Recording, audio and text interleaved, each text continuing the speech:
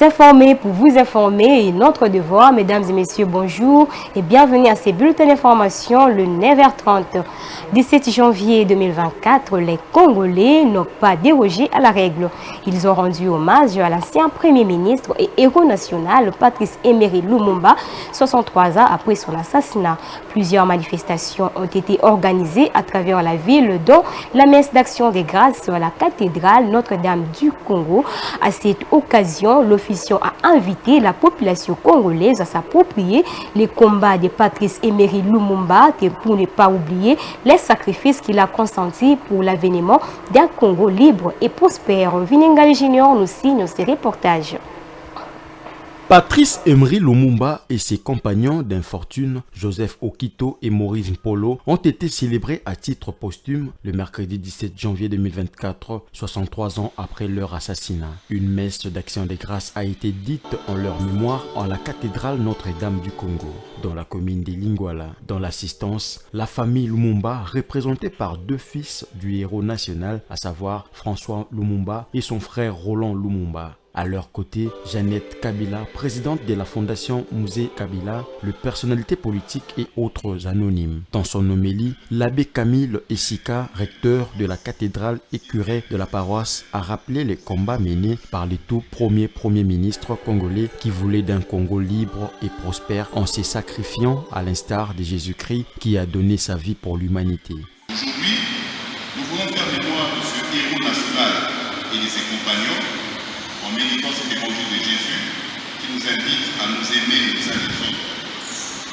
Patrice Emery Lumumba est un exemple de cet amour vécu sur le plan politique et social.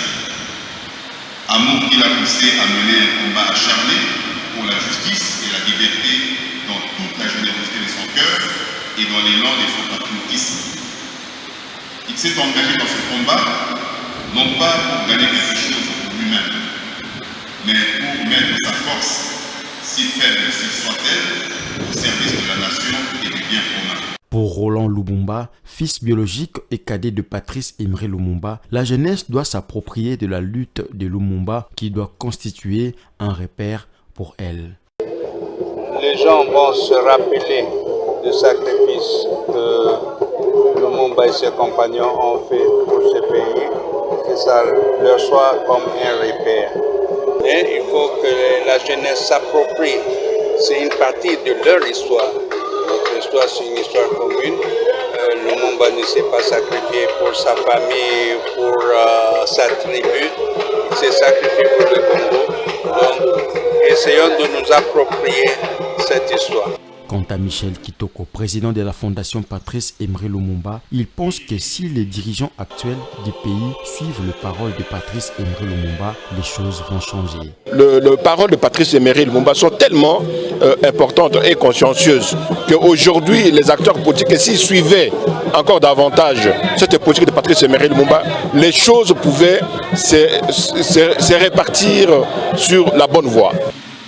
Après cette messe, la famille Lumumba et leurs invités se sont rendus à son mausolée où est gardée la dent du héros national. À ces mausolées, situés à la place Échangeur, dans la commune de Limete, une cérémonie d'hommage a eu lieu avec dépôt des dossiers gerbes de fleurs en présence de l'actuel Premier ministre Jean-Michel Samalou Kondé.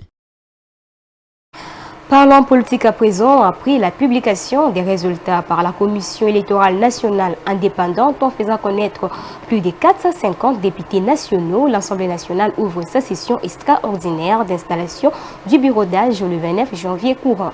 D'après les premières indiscrétions et analyses issues des résultats provisoires publiés par la CENI, c'est Christophe Mbosso qui sera le président du bureau d'âge. Suivez.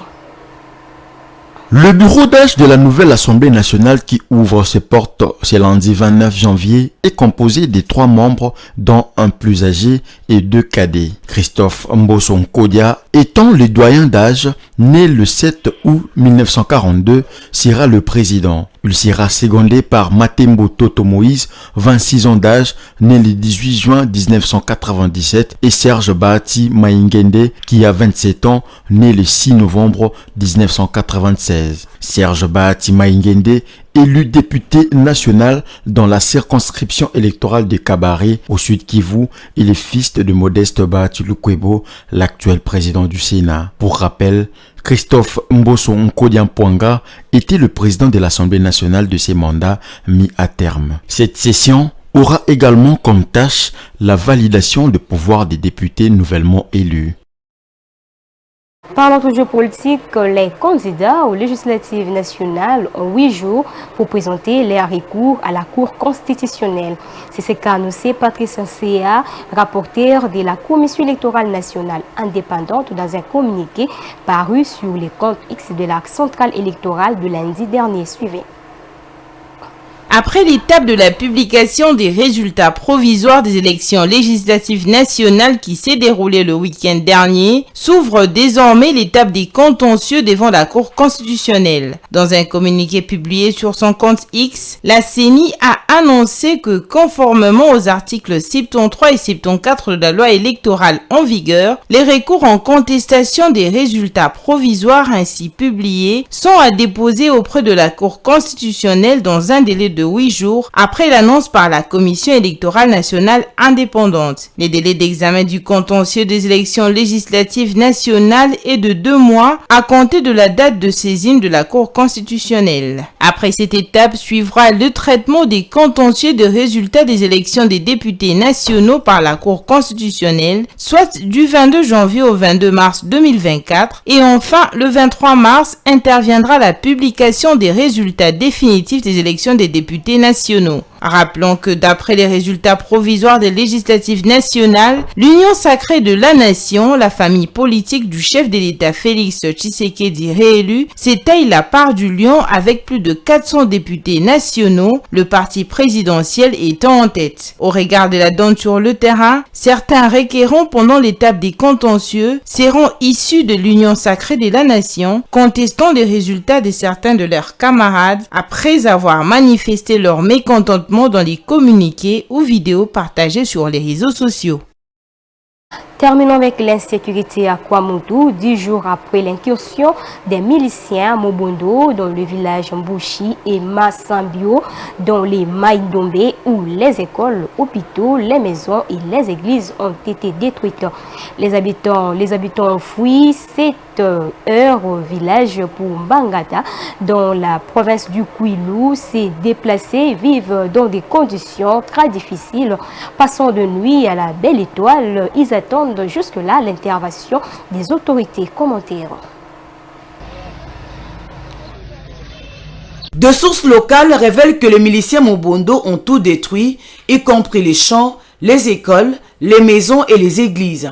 Sur place, aucune présence policière ni d'éléments de forces armées de la République démocratique du Congo n'est observée, déplore un député national élu de Bagata, Gary Sakata. L'élu alerte sur les conditions humanitaires précaires dans lesquelles vivent les déplacés de Mboussi et Menkwo, accueillis au village Fambondo et Fasila dans le territoire de Bagata, dans la province d'Ikwilu. Toute la population de Mboussié se trouve dans le village d'en face à Bagata, à Fambondo. Ses habitants ainsi que les enfants et même des bébés dorment à la pleine lune. Ils entrent dans certaines églises, puisqu'ils sont très nombreux, la vie devient intenable. Il faudrait nécessairement que le gouvernement puisse intervenir. À Fasila également, toute la population de Menkwo, prise de panique, parce que le milicien s'y était annoncé, elle est arrivée à Fasila qui se trouve également dans le territoire de Bagata. Tout ce monde se trouve être dans la même situation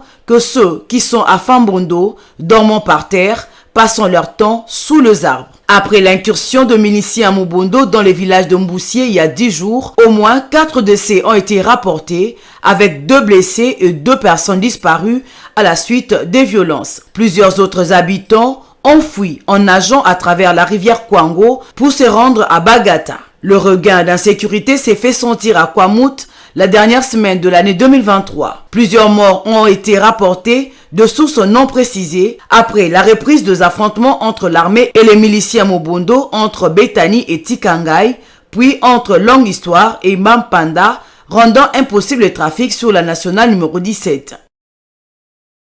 C'était ce qui prend fin ce bulletin d'information. Mesdames et messieurs, c'est le 11h30 et non le 9h30. Merci de nous avoir suivis et bonne continuité des programmes sur votre chaîne Mandiko Télévision, in procès en écrit.